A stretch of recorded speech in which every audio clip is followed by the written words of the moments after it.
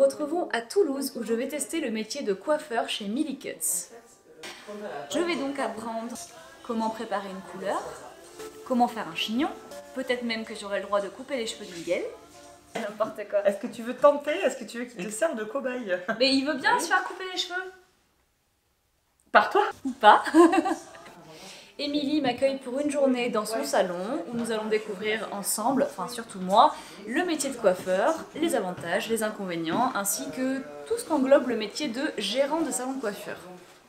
C'est parti pour une journée entière avec Émilie afin de découvrir les coulisses du métier de coiffeur. Je m'appelle Émilie, je suis coiffeuse et gérante de salon de coiffure. J'ai commencé dans la coiffure en faisant un CAP il y a 3 ans.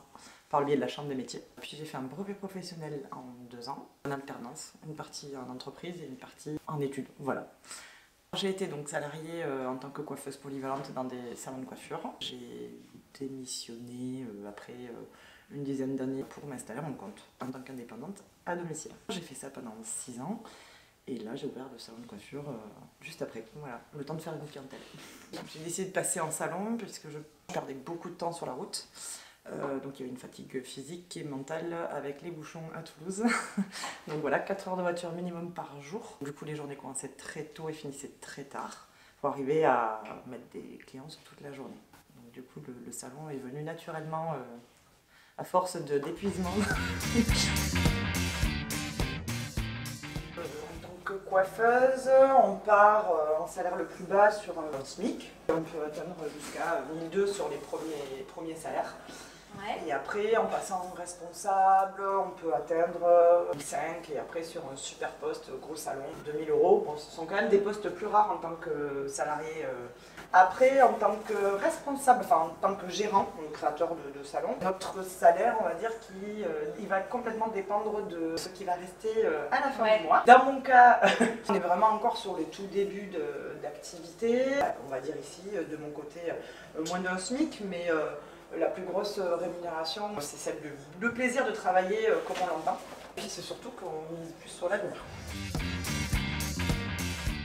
Et donc du coup, quand tu es à ton compte, que tu as ton salon, c'est quoi les charges?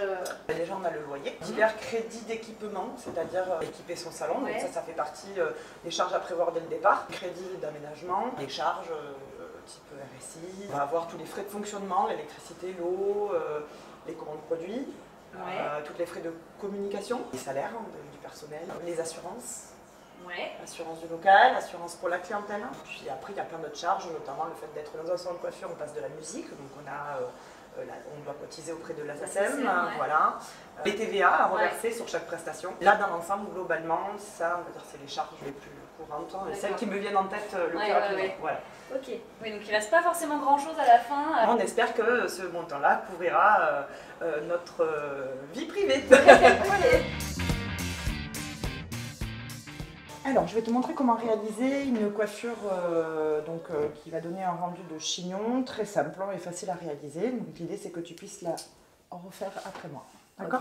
La base de ce chignon, on va diviser toute la chevelure en 2 parties, desserrer pour lui donner un fini de chignon. Donc tu vois, je vais juste ne pas trop la serrer à la racine. Merci. Parfait. Voilà à quoi sert le miroir en face, c'est pas que pour faire plaisir aux clients, c'est aussi pour voir ce que l'on fait. Donc voilà, donc là on a la base de notre chignon, donc c'est 2 tresses. Ok, jusque là. Son implantation naturelle. Je la desserre. Je fais la même chose de l'autre côté. Tu vois, plus c'est desserré, et plus ça sera joli quand ça sera attaché. Donc je vais cacher la pointe.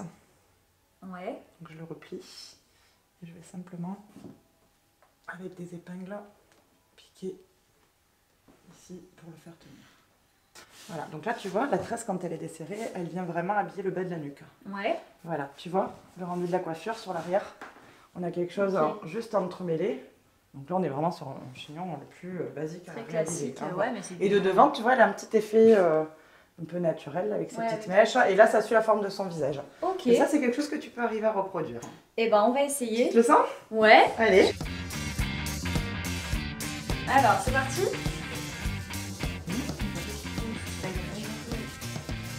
Et toi, Miguel? Donc là, qu'est-ce que je fais? Moi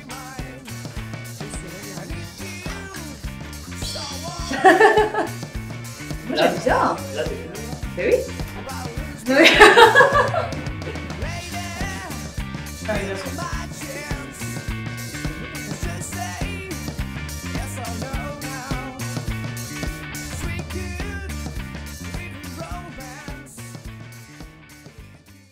Quelles sont les formations pour devenir coiffeur?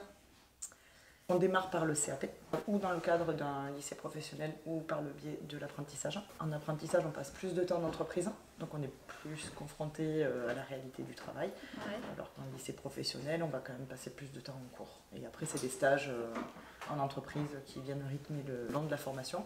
Donc là, c'est la base. Là, on devient coiffeuse avec ça. Après, on peut approfondir et passer un diplôme, donc un brevet professionnel ou des mentions complémentaires. Et c'est là où on se spécifie. Et donc on peut faire ou du visagisme, donc on va être axé uniquement sur du conseil, ou alors de la technique. Et dans ces cas-là, on peut passer une mention complémentaire coloriste, permanentiste, et la même chose au niveau du brevet professionnel, donc qui est au-dessus. Ils nous forment aussi sur tout ce qui est gestion de commerce, comptabilité, gestion, voilà.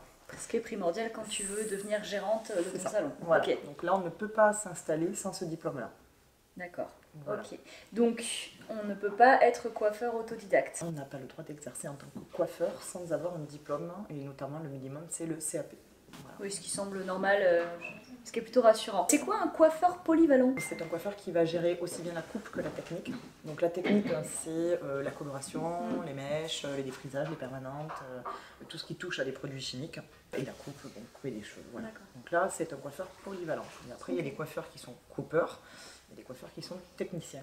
Donc là, par contre, on divise bien la part du travail, donc c'est séparé, et donc certains ne font que de la coupe ou de la technique. Ok. Est-ce que les diplômes de coiffure valent la même chose dans tous les pays? Alors, ceux de France sont reconnus à travers le monde, il me semble. Par contre, les diplômes à l'étranger ne sont pas tous reconnus en France.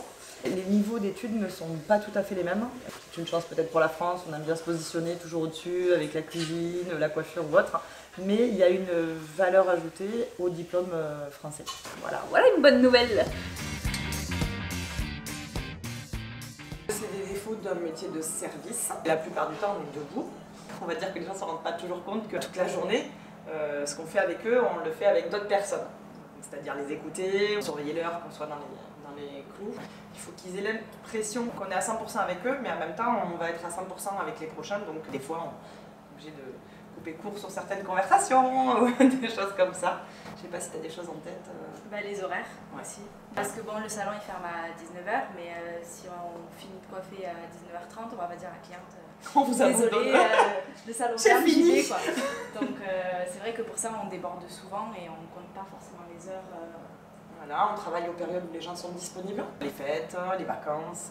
Les samedis. On est en décalé. Difficulté à pouvoir manger à des horaires normales. Parce que c'est là où les gens ont le temps. Psychologie. Dis Marion. Ouais, le côté psycho, bon, on est beaucoup à l'écoute, il y a des périodes où les gens sont un peu moins bien, donc on encaisse aussi beaucoup de choses et on doit les conseiller à côté de la coiffure aussi, du mode de vie, de tout ce qu'ils ont à côté. Quoi. Bonjour. Donc ça, c'est pas toujours facile quoi.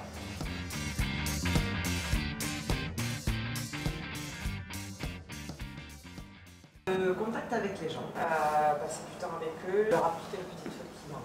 Généralement, quand ils sont là, ils ont besoin de parler, pour se sentir mieux. Et donc, moi, je suis là pour les écouter, voir ce dont ils ont besoin, notamment de se faire coiffer, et aussi de passer un bon moment. J'aime bien aussi le côté créatif, créer des coiffures avec des effets de couleurs. Tu travailles en collaboration avec une fleuriste, c'est ça?